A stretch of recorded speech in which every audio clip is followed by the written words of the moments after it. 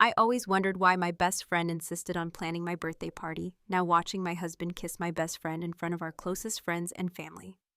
Everything made perfect sense. Isabella, my supposed best friend of 15 years, had orchestrated the perfect stage for my humiliation. Before we begin this tale of betrayal and calculated revenge, the crystal champagne flute trembled in my hand as Sebastian, my husband of 12 years, cleared his throat for what I thought would be his annual birthday toast to me. The private dining room of Blanc. My favorite restaurant was filled with intimate lighting and familiar faces, all carefully selected by Isabella. No doubt before we celebrate another year of my beautiful wife's life. Sebastian began, his voice carrying an unfamiliar edge that made my spine tingle. I need to share something important. He paused, his eyes not meeting mine, but drifting to Isabella, who stood near the vintage wine cabinet. Her red lips curved in what I now recognized as anticipation rather than friendship. The room held its breath. I felt my mother's hand squeeze my shoulder from behind, her instincts probably already sensing what I refused to acknowledge. The sterling silver fork I'd been fidgeting with clattered against fine china, the sound sharp and the suspended silence. Emma Sebastian continued addressing me as if we were alone and not surrounded by 30 of our closest friends and family members. You've been an incredible part of my life, but sometimes love finds us in unexpected places. His words hung in the air like poison gas, slowly suffocating every happy memory we'd built together. Isabella stepped forward, then her emerald dress, the one helped her choose last month, catching the light as she moved to stand beside him. The pieces clicked into place, her insistence on planning this party, the secret phone calls that ended when I entered the room, the knowing looks exchanged at dinner parties. Sebastian and I have fallen in love, Isabella announced, her voice carrying the same tone she used when sharing recipes or gossip over our weekly coffee dates. We never meant for this to happen, but the heart wants what it wants. Someone gasped. Probably my sister. CLA, always the dramatic one. But it was the scattered, nervous laughter that followed that truly cut deep. These people were actually finding humor in this moment. I caught glimpses of uncomfortable smiles. Witnessed the awkward raising of glasses as Sebastian continued speaking about new beginnings and following your heart. My father stood up abruptly, his chair scraping against the hardwood floor. How dare you, he started. But I raised my hand, silencing him. This was my moment, my humiliation, my story to control. I stood slowly smoothing the black cocktail dress I bought specifically for this occasion. Well, I said, my voice steadier than I felt. I suppose this explains the mysterious weekend business trips and the new cologne. The room fell silent, all eyes on me and Isabella, darling. It certainly explains why you insisted I wear black tonight. How thoughtful of you to dress me for my own funeral. Sebastian had the audacity to look uncomfortable. Emma, we didn't want to hurt you. No, I interrupted, taking a deliberate sip of champagne. Then perhaps you shouldn't have chosen my 40th birthday party for this charming announcement. But then again, I turned to Isabella. You always did have a flair for the dramatic, didn't you? I set my glass down with precise control, though every nerve in my body screamed for me to throw it. The diamond tennis bracelet Sebastian had given me for our 10th anniversary caught the light as I moved, and with deliberate care I unclasped it and let it fall onto the pristine white tablecloth. You'll regret this, I said softly, but with absolute conviction it wasn't a threat. It was a promise, the slight falter in Isabella's smile. The momentary uncertainty that flickered across Sebastian's face told me they caught my meaning. Emma dashed. Isabella stepped forward, reaching out, as if to touch my arm. I stepped back. My movement so smooth it made her gesture appear clumsy. Thank you all for coming to celebrate. I addressed the room, my voice carrying the warmth of a winter storm. Please enjoy the cake. Isabella spent hours choosing it after all. After all, it would be a shame to let all her careful planning go to waste. As I walked out of Blanc that night, head high and steps measured, I heard the murmur of conversations explode behind me. Let them talk. Let them speculate. They had no idea what was coming. Because while Sebastian and Isabella had spent months planning their grand revelation, they'd forgotten one crucial detail about me. I'd always been better at playing the long game. The cool night air hit my face as I stepped onto the sidewalk, and I finally allowed myself a real smile. They thought this was the end of my story. They were wrong. This was just the beginning, the morning after my birthday. Catastrophe, I vanished, not physically, of course, but socially I became a ghost. My phone buzzed incessantly with messages from concerned friends and family. Each notification a reminder of the spectators. To my humiliation, I let them all go unanswered, instead of drowning in tears or wine. I channeled my rage into research.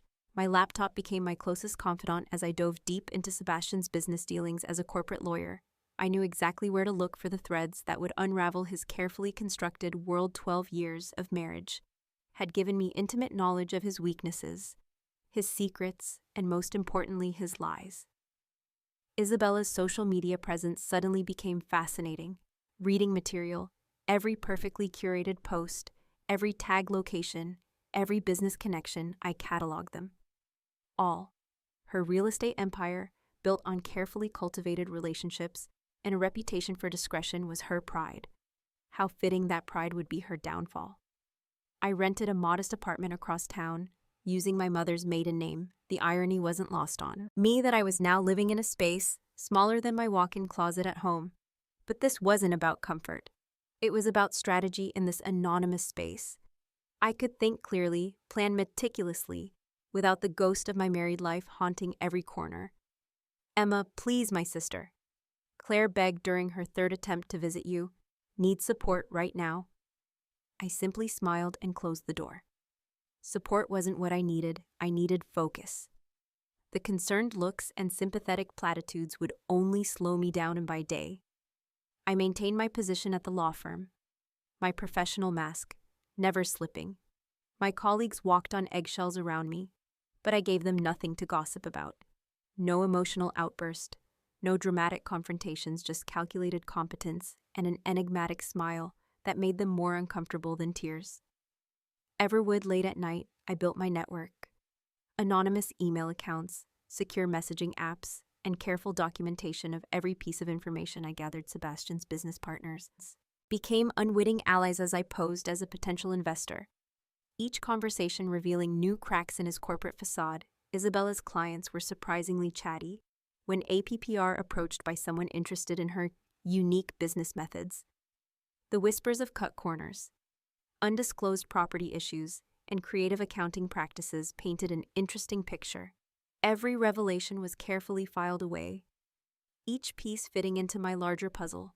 I watched from afar as they flaunted their relationship now. Free from secrecy, Sebastian moved into Isabella's penthouse, the one she bought suspiciously quickly after her divorce. 3 years ago, they attended Charity Boss together. Their photos splashed across local society pages. Each public appearance added another layer to my understanding of their routines, their vulnerabilities. The restraint required was excruciating when I overheard my assistant mentioning that Isabella had been spotted ring shopping. I maintained my composure even as my nails dug crescents into my palms. When Sebastian's family law firm won a major case and he was photographed celebrating with Isabella at his side, I simply added the newspaper clipping to my growing collection. My father ever, the protective patriarch, tried to intervene.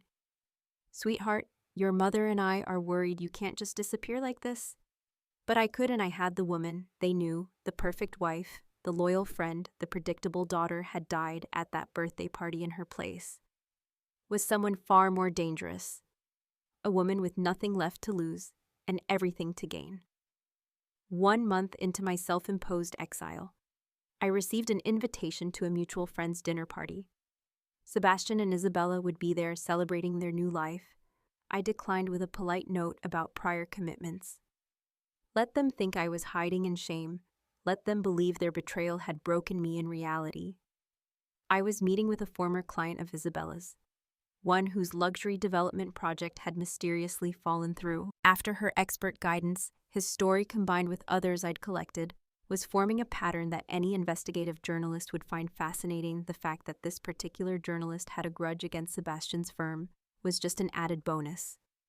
As I sat in my sparse apartment that evening, surrounded by documents and digital trails, I felt a strange sense of peace. The initial shock of betrayal had crystallized into something harder, something colder. Every unanswered call, Every declined invitation, every moment of silence was building anticipation for what was to come. They thought my silence meant acceptance. They assumed my disappearance meant defeat, but they'd forgotten the most important lesson about silence. It's not the thunder that kills you, it's the lightning you never see coming. I picked up my phone and finally answered one of the countless messages, a simple response to an old law school friend now working for the Securities and Exchange Commission. Yes, I'd love to have coffee and catch up. I have some interesting insights about local real estate developments I'd like to share. The pieces were in place. The stage was set now. It was time to remind them why they should have feared my silence. The coffee meeting with my SEC contact was just the beginning. Within weeks, Sebastian's law firm became the subject of a routine audit, watching him scramble to explain questionable transactions and creative bookkeeping brought a satisfaction I hadn't anticipated. Each morning brought new fires for him to extinguish, each one strategically, lit by information I'd carefully leaked. Isabella's real estate empire began crumbling with surgical precision, anonymous tips to building inspectors revealed numerous code violations in her prestigious properties.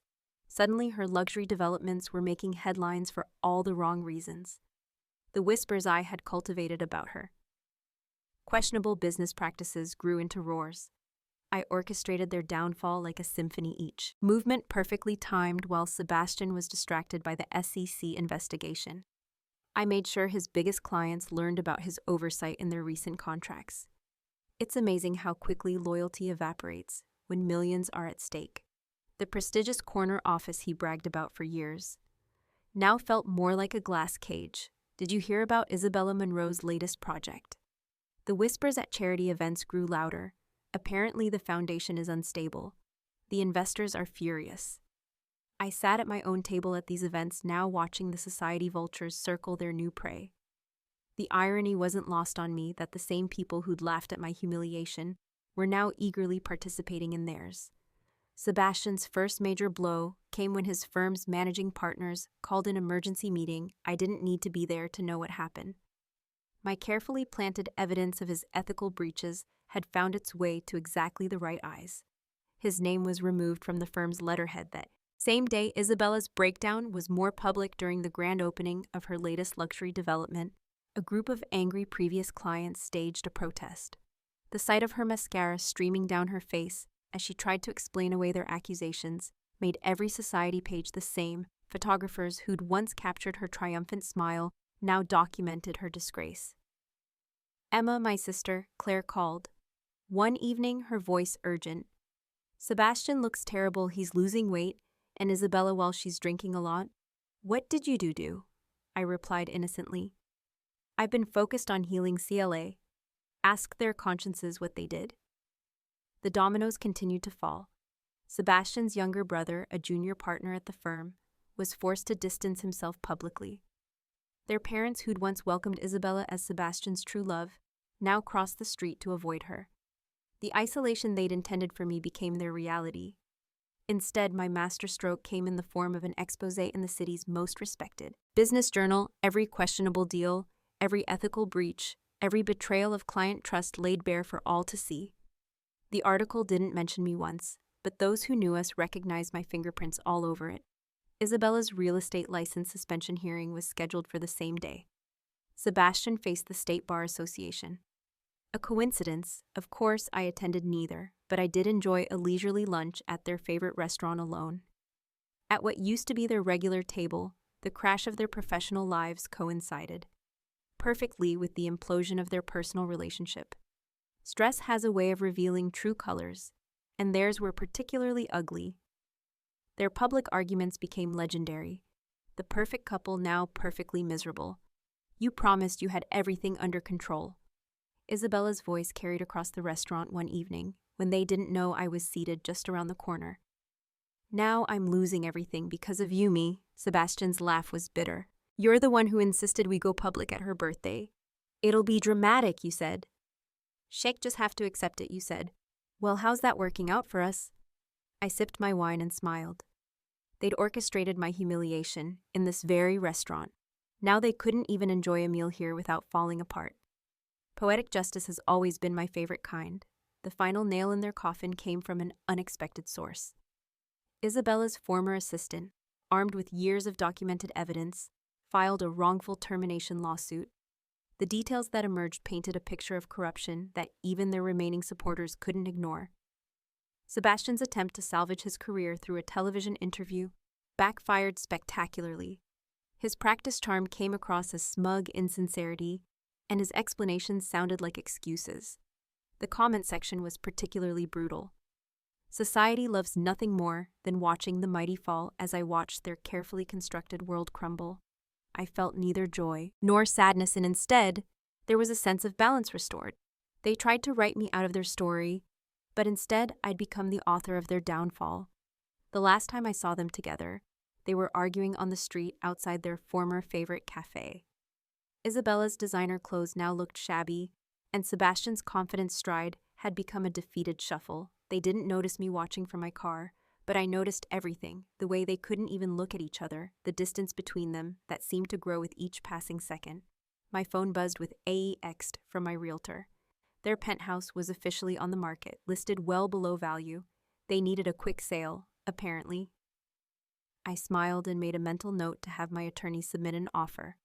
After all, I'd always liked that view after watching their public meltdown. I knew it was time to focus solely on Isabella.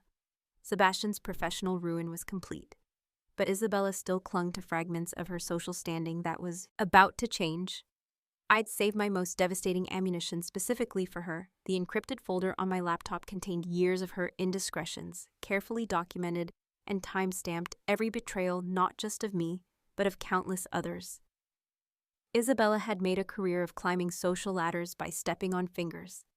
The first revelation came through her charity foundation, Anonymous Tips. LED investigators to discover that only a fraction of the donations actually reached their intended causes. The society matrons who championed her philanthropic image coiled in horror as their names became associated with her fraud. Did you know Mrs. Blackwood, the foundation's biggest donor, cornered me at a gallery opening all those years? Did you suspect what she was doing with our donations? I merely sipped my champagne and replied, Isabella always did have expensive tastes. The implications spread through the room like wildfire. Her past came back to haunt her in waves. Former clients emerged with stories of dubious property deals. Old friends suddenly remembered occasions when jewelry went missing after her visits. Each revelation was timed perfectly, just as she thought she might recover from the last. The scandal about her first marriage hit the local papers next. Her ex-husband's suspicious accident, the conveniently timed insurance payout, the rushed divorce settlement. All carefully researched details that raised uncomfortable questions. The police didn't reopen the case, but the court of public opinion needed no formal charges. Isabel B's desperate attempts to maintain. Her image became increasingly pathetic. She hosted a charity gala at her remaining property, but hardly anyone attended. Those who did came only to whisper behind their hands and document her fall from grace on their social media accounts. Please, she cornered me in the ladies' room of an upscale restaurant, her designer outfit now looking like a costume rather than couture. I know it's you behind all this. What do you want, money? What do? An apology, I adjust? Ed, my lipstick in the mirror, taking my time before responding. What, Isabella, darling, I already have everything I want. I'm just making sure you get everything you deserve. Her social isolation became complete when the Junior League, her pride and joy, voted to revoke her membership. The same women who'd once competed for her attention now pretended they'd never known her. Each invitation rescinded, every door closed, was another small victory. The final blow came from an unexpected source. Her own mother at a prominent social event, the elderly. Mrs. Monroe publicly denounced her daughter's actions tearfully, apologizing to everyone her daughter had wronged. The video went viral in our social circle, effectively ending any chance of Isabella's redemption. I watched from a carefully maintained distance as she spiraled. Her polished appearance began to crack, literally without access to her usual resources. Her expensive maintenance routine faltered. The gray roots and aging designer clothes told their own story of decline. Her desperation peaked at a mutual friend's wedding, where she'd managed to retain an invitation through old connections after too many glasses of champagne. She caused a scene, accusing various guests of abandoning her security. escorted her out as she sobbed about loyalty and friendship, words that tasted like ashes in her mouth. Sebastian, already dealing with his own professional exile, finally cut all ties. Their love story, which had cost me my marriage, ended. Not with passion, but with paperwork. He filed a restraining order after she showed up at his new modest apartment, creating yet another public spectacle. "You've destroyed me," she texted one night, her message riddled with typing errors. "Are you happy now?" I didn't respond. Instead, I forwarded the message to my lawyer, adding it to the documentation of her increasingly erratic behavior. Every desperate attempt to contact me only strengthened my position. The society columns that had once featured her charity work and business success now ran stories about her decline. Local socialites' shocking fall from grace became former reality star. Faces multiple fraud investigations. The trajectory was as swift as it was merciless. Her final public appearance was almost anticlimactic.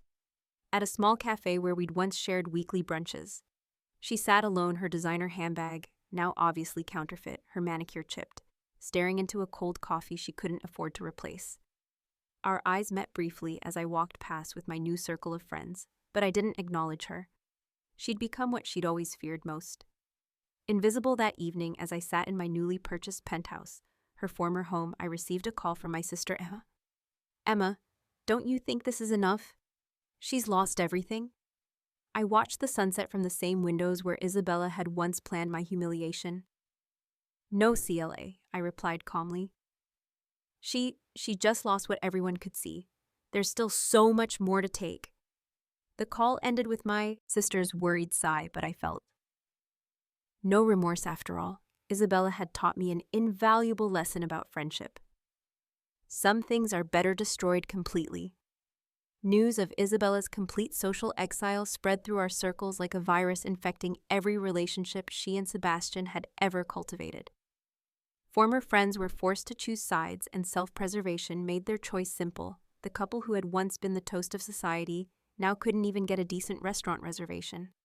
My sister Claire's initial sympathy for them began to waver as more details emerged. "I can't believe the foundation money she confessed over dinner at my new penthouse, all those children's programs. How could she?"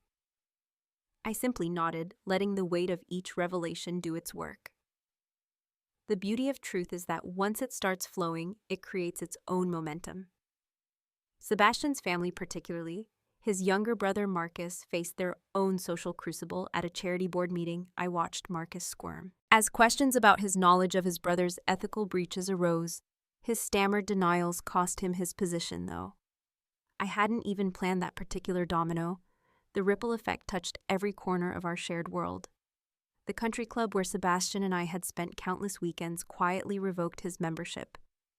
Isabella's prized position on 3 charitable boards vanished overnight. Even their favorite restaurants suddenly couldn't find their reservations. "You have to admire the thoroughness," remarked David, my new colleague at the firm that had eagerly hired me after Sebastian's disgrace. "It's like watching a masterclass in social demolition." I smiled behind my wine glass, appreciating the irony that my professional reputation had actually improved through this ordeal. Their fame suffered collateral damage that even I hadn't anticipated.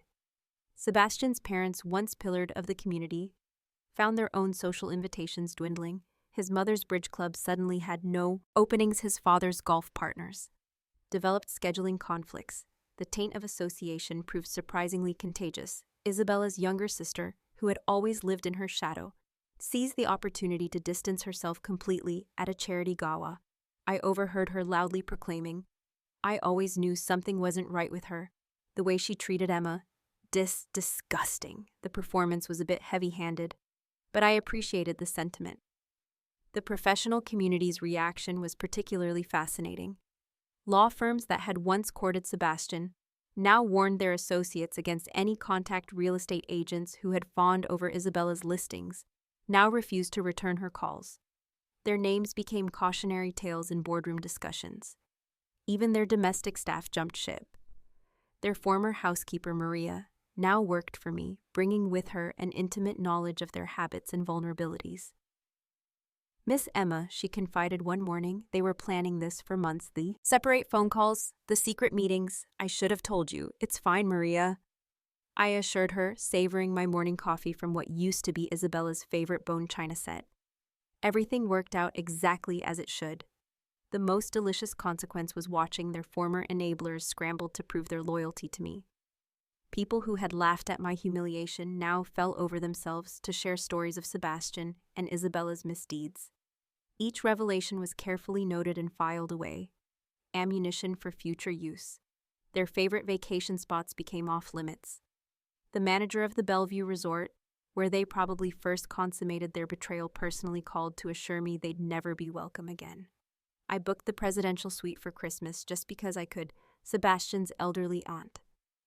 The family matriarch who had once declared Isabella a perfect match for her nephew now referred to them as those people in hushed, disapproving tones at her annual garden party. Their names were notably absent from the family photographs displayed on an antique easel. The local press, sensing the shift in social winds, began excavating old stories. Journalists who had once written glowing profiles of the power couple now penned subtle hit pieces. The Fall of Society's Golden Pair ran as a 3-part series, each installment more devastating than the last. Their joint Christmas card list, which Isabella had once bragged contained over 300 names, dwindled to desperate digital messages that went largely unopened. Holiday parties that they had once dominated now flourished in their absence, their names conspicuously missing from every guest list. I watched it all from my new position of power, orchestrating some moves, merely appreciating others. The social avalanche I triggered had developed its own momentum, burying them deeper than I could have managed alone. Their desperate attempts to maintain connections only highlighted their isolation. As the year drew to a close, I hosted my own holiday gathering in the penthouse. The guest list included everyone who mattered except them, of course, standing by those floor-to-ceiling windows. Greeting guests who had once witnessed my humiliation, I felt a profound satisfaction. "You've changed," Claire observed, joining me by the window. "Sometimes I barely recognize you." I smiled, watching the city lights below. "No, darling, I've just finally become who I always was. They just helped me realize it." The party continued around us, vibrant and alive, while somewhere in the city, 2 people who had once thought themselves invincible faced another evening alone with their regrets. As January's bitter wind held outside my penthouse windows, my carefully orchestrated plans reached their crescendo. Sebastian's last-ditch attempt to salvage his legal career through a small private practice had imploded spectacularly. His final client, a desperate real estate developer, discovered some anonymous documentation about Sebastian's past ethical breaches just hours before signing a major contract. Isabella's situation proved even more catastrophic. The SEC investigation into her real estate dealings had expanded to include tax evasion and fraud. Her remaining assets were frozen, leaving her to face the harsh reality of winter without her beloved luxury car or access to her investment accounts. Their relationship, once flaunted as an epic romance worth destroying. My marriage deteriorated into public screaming matches outside what used to be their favorite bistro. Isabella's shrill accusations about Sebastian's cowardice and incompetence drew a crowd of smartphone-wielding observers. The video went viral in our social circles. Within hours, he promised he'd protect me. Isabella's mascara, streak face filled countless screens, he said. Said we'd handle everything together, but look at us now. Sebastian's response, a cold "You're on your own," became the caption for countless social media posts. The financial empire they'd both taken for granted crumbled like a house of cards in a hurricane. Sebastian's investment portfolio, heavily leveraged and poorly managed in recent months, collapsed under the weight of margin calls. Isabella's property holdings, already tainted by scandal, became toxic assets that no one would touch. Their desperate attempts to salvage something anything led to even more catastrophic decisions. Sebastian's ill-advised interview with a local business journal turned into a confessional that implicated Isabella in several questionable deals. She retaliated by releasing emails that exposed his role in defrauding his former firms. Clients: "Did you see Claire texted me one morning? They selling everything, even Isabella's engagement ring is listed online." I smiled, remembering how she'd flashed that Godi diamond in my face at my birthday party. Now it was just another asset to be liquidated. The perfect storm I'd engineered swept away not just their wealth and status, but their very sense of identity. Sebastian, once the epitome of legal success, couldn't even secure a position teaching law at a community college. Isabella, the social butterfly who'd prided herself on her networking skills, found herself blocked on every social media platform that mattered. Their final joint appearance at a court-mandated mediation session painted a picture of complete devastation. Sebastian's custom suits had been replaced by off-the-rack, where that didn't quite fit. Isabella's designer wardrobe had given way to last season's bargain finds. They sat at opposite ends of the conference table, unable to look at each other. "You ruined everything," Isabella spat, her perfectly maintained facade finally cracking. "If you hadn't insisted on that stupid public announcement, Sebastian's laugh was hollow. "You're the one who wanted to humiliate her. Letun do it at her birthday party, you said." "It'll be perfect," you said. "Well, how perfect does it feel now?" The mediator's report, which somehow found its way to my inbox, detailed their complete financial dissolution. Every joint asset, every shared investment, every remnant of their affair had to be sold to satisfy creditors and legal judgments. The mighty had not just fallen, they crashed and burned. Isabella's final attempt to resurrect her social standing through a tall blog post backfired spectacularly. Her version of events meant to paint herself as a victim of circumstance, and Sebastian's manipulation instead revealed even more damaging details about their misconduct. The comment section became a battlefield of former friends and associates sharing their own stories of betrayal. Sebastian, facing disbarment and financial ruin, retreated to a studio apartment in a part of town he would have never deigned to visit in his previous life. His luxury watches, sports car, and even his prized golf club membership were sacrificed to keep the electricity on and food in his refrigerator. The storm reached its peak when their former social circle gathered for the annual charity gala, an event they had once dominated. Their absence was marked not by whispers of sympathy, but by casual discussions of their downfall. As if discussing last season's fashion trends, they had become cautionary tales, their names synonymous with who and betrayal. I attended that gala, wearing the diamond tennis bracelet I'd let fall onto the tablecloth at my birthday party, retrieved, cleaned, and now a symbol of my triumph. The same people who had witnessed my humiliation now vied for my attention, eager to distance themselves from any association with the fallen couple that evening. As I sipped champagne and accepted condolences that sounded more like congratulations, my phone buzzed with a notification. Sebastian had been seen moving his remaining possession into a motel on the outskirts of town. Isabella, according to reliable sources, had been reduced to asking former friends for temporary accommodation. The perfect storm had done its work, leaving nothing but wreckage in its wake, and I, standing in the eye of the hurricane I had created, felt nothing but the calm satisfaction of a job well done. They had tried to write me out of their story, but instead I had become the author of their destruction. The knock on my penthouse door came at precisely 11:47 p.m., exactly 1 month after the charity gala. Through the security feed, I watched Sebastian shift nervously in the hallway, his designer stubble now a ragged beard, his once immaculate appearance reduced to wrinkled department store clothes. I let him wait for exactly 5 minutes, 1 minute for each year. He and Isabella had been secretly seeing each other behind my back.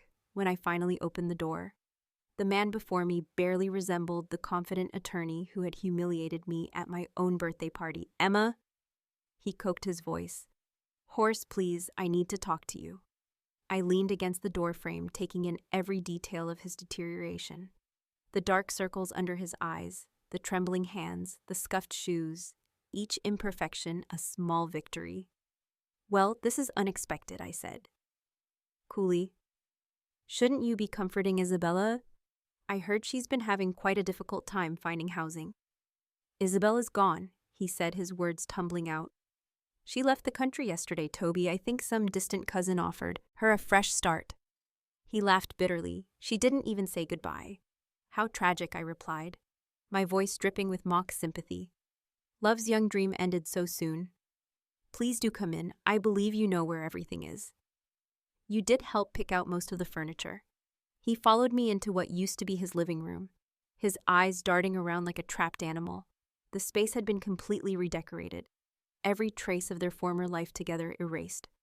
Only the view remained the same, the glittering city lights that had witnessed so many of their secret rendezvous. "I know it was you," he said suddenly, sinking into a leather armchair. "All of it. The SEC investigation, the leaked documents, the social isolation. You orchestrated everything." I poured myself a glass of wine, the same vintage we'd served at our wedding. "Did you really come here just to state the obvious?" "Sebastian, that's not very lawyer-like of you."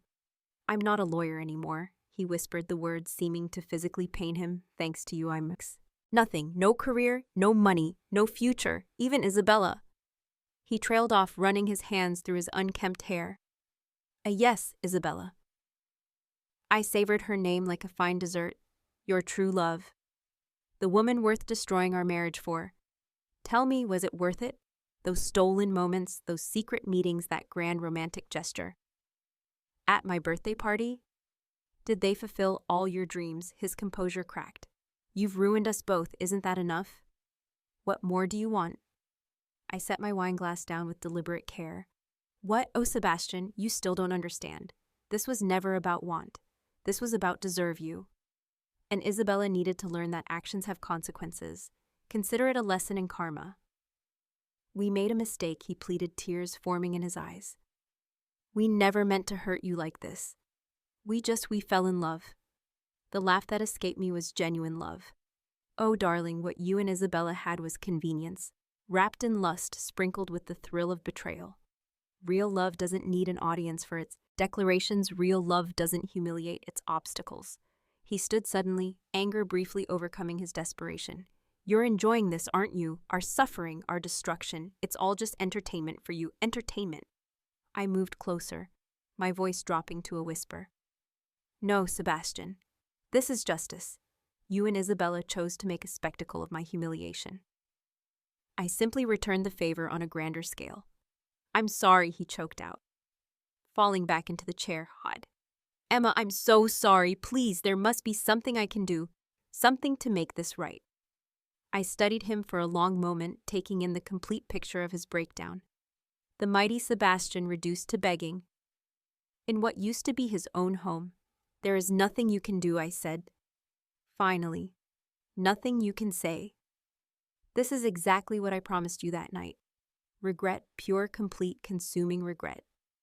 Emma, please, goodbye, Sebastian. I cut him off, moving to the door. I trust you can find your way out. After all, you were always so good at exits. As the door closed behind his slumped figure, I returned to my wine and the city lights somewhere in Dubai. Isabella was probably discovering that her cousin's offer of help came with strings, attached strings. I had carefully arranged, and here was Sebastian, broken and alone, finally understanding the true cost of their betrayal. My phone buzzed with a text from Claire. Is it done? Are you finally satisfied? I smiled, typing my response. Almost. There's just one more scene left to play because, while Sebastian's breakdown might signal the end for him, it was just another step in my carefully choreographed dance of revenge. After all, some lessons need to be absolutely unforgettable. After Sebastian's late-night breakdown, I found myself standing in my penthouse, staring at the chair where he had sat. The victory I had orchestrated was complete. Sebastian broken, Isabella exiled, their love story transformed into a cautionary tale. Yet something unexpected lingered in the air. An emotion I hadn't planned for. My phone lit up with a message from my private investigator in Dubai. Isabella's fresh start had evolved exactly as I'd arranged. Her cousin's offer of help came with strings attached, specifically a position as a glorified secretary. In his company, a far cry from her former real estate empire. The photos showed her in modest clothing, head bowed, sorting mail in a cramped office. I poured another glass of wine and settled onto my balcony, the same spot where Sebastian and Isabella had probably plotted my humiliation. The city sprawled before me, indifferent to the drama that had unfolded in its midst. A year had passed since my birthday party, a year of calculated moves and precise strikes, each one designed to dismantle their lives piece by piece. Claire visited the next morning, concern etched on her face. I saw Sebastian yesterday, she said, accepting the coffee I offered. He was working as a pargal at some strip mall law office. He looked destroyed, isn't that what I wanted? I used more to myself than to her. Is it? She studied me carefully. You've won, Emma. They've lost everything but looking at you now. I have to ask, what have you gained? The question caught me off guard. What had I gained? Professional success. Certainly social status. Undeniably the penthouse, their former friends, their possessions. All mine now. Yet sitting there with my sister, I felt a strange emptiness where satisfaction should have been. That evening, I discovered an old photo album while reorganizing my closet, pictures of Sebastian and me, in happier times of Isabella and me as genuine friends before the betrayal, before the revenge, before everything changed. I traced our smiling faces, remembering the trust I'd once felt, the love I'd believed in. Was it worth it? My father asked during our weekly dinner. All this energy, all this time focused on destroying them. I thought about Sebastian's tears, about Isabella's exile, about the perfect execution of my revenge. They deserved everything they got, I replied, but the words tasted acid. Different now. Later that week, I received a letter from Isabella, postmarked Dubai. Her once elegant handwriting was shaky. The paper tear-stained, she wrote of regret, of loneliness, of understanding too late the true cost of betrayal. I should have felt triumphant reading her words. That I felt tired. Sebastian's final attempt at contact came through a mutual friend. He'd started volunteering at a legal aid clinic, helping people who couldn't afford representation. He's trying to find redemption, our friend said. He talks about you sometimes, about how you taught him the hardest lesson of his life.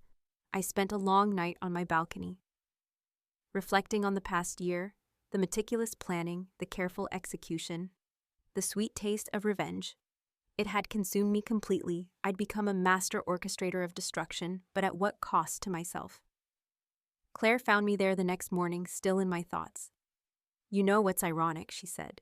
Joining me at the railing and destroying them, you've transformed yourself. The question is, do you like who you've become? The truth hit me with unexpected force in executing my perfect revenge. I changed fundamentally. The woman who had stood humiliated at her birthday party was gone, replaced by someone harder, colder, more powerful, but also someone who had spent a year focused solely on destruction rather than creation. I picked up my phone, looking at the last text I'd received from Sebastian. I hope someday you'll find peace. I know now that I destroyed something beautiful, not just in our marriage but in you. The sun rose over the city, painting the sky in hues of pink and gold. My revenge was complete, perfect in its execution. Sebastian and Isabella had paid dearly for their betrayal, their lives permanently altered by my calculated response to their cruel actions. Yet standing there watching the city wake up, I felt neither triumph nor joy. Instead, I felt something else stirring. Not regret exactly, but a readiness to close this chapter. They would live with the consequences of their choices as I would live with mine. So Claire asked softly, "What now?" I smiled a real smile. This time, not the cold one I'd perfected over the past year. No, now I think it's time to write a new story, one that's not about them at all. The sweet victory I'd imagined had turned out to be something different, not hollow exactly, but transformative. In ways I hadn't anticipated, I had won completely and utterly. But the triumph had changed me just as much as the original betrayal. It was time to discover who I could be, when revenge wasn't my driving force. After all, the best revenge might just be living well without them, occupying any space in my thoughts at all. 2 months after my final reflection on the balcony, I found myself sitting across from David Anderson, a venture capitalist, who'd been following my strategic dismantling of Sebastian and Isabella's empire with professional interest. Your execution was flawless, he remarked, sliding a proposal across the polished conference table. That kind of precision, that attention to detail. Imagine what you could do if you focused it on building something instead of destruction. The opportunity he presented was ironic. A chance to revitalize struggling businesses, to transform them rather than destroy them. My experience in corporate law combined with what he called my exceptional understanding of human nature made me uniquely qualified for the role. I accepted the position the same day I donated Isabella's remaining designer clothes to a women's shelter. The symmetry felt right, discarding the last vestiges of revenge, while embracing a new direction. Claire noticed the change immediately. "There's light in your eyes again," she observed over brunch at a new cafe far from any of the old haunts.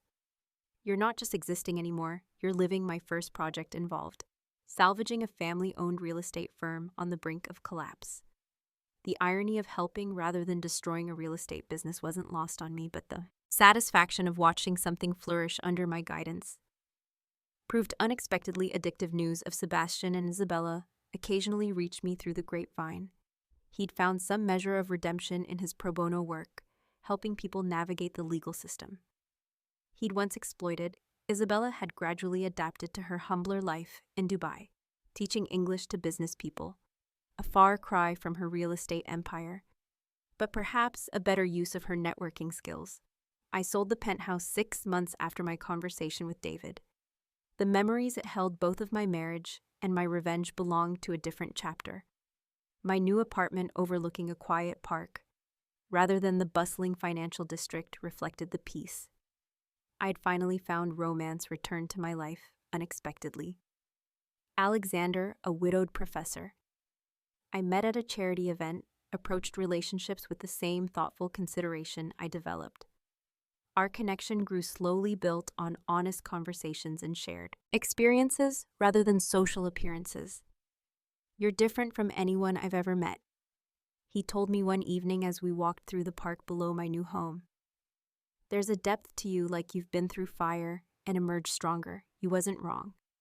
The flames of betrayal and revenge had forged something new in me, not the cold, calculating destroyer I'd become during my vendetta, but someone who end both the price and the value of transformation.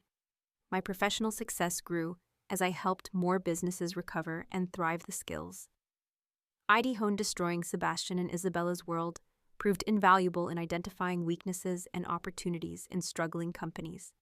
Each success felt like another step further from the woman who'd stood humiliated at her birthday party, a year and a half after my birthday party revelation. I received 2 letters. The first from Sebastian was a formal apology, accompanied by documents showing he'd established a foundation to help victims of financial fraud. The second from Isabella contained a simple message: "You won, but maybe we all needed to lose to find our way." I filed both letters away without response. Their words, their lives, their choices, none of it mattered anymore. My story had evolved beyond the boundaries of their betrayal. Claire joined me for dinner on the anniversary of that fateful birthday party. "Would you do it all again?" she asked, watching me closely. I considered the question carefully. "The revenge served its purpose," I replied. "It taught them consequences." "Yes, but it taught me something more valuable: my own strength. Now I choose to use that strength differently." My latest venture capital project involved creating opportunities for women rebuilding their lives after personal setbacks. The inspiration, though, rooted in my own experience, had blossomed into something larger than revenge or redemption. "You've become quite the," Alexander observed one evening, as I shared my plans for the foundation, rising from the ashes of betrayal to create something beautiful. Looking out over the park, watching families and couples enjoy the simple pleasure of a summer evening, I felt the last traces of bitterness fade away. Sebastian and Isabella's betrayal had sparked a transformation they never intended. Not just the calculated destroyer who'd orchestrated their downfall, but this final evolution into someone who could build, nurture, and grow the woman who'd promised. "You'll regret this." At her birthday party had kept her word, but the woman who emerged from that promise had discovered something far more valuable than revenge. She'd found her true power not in destruction, but in creation. The phoenix had indeed risen, but she soared now toward horizons. Her betrayers could never have imagined leaving the ashes of the past where they belonged behind her.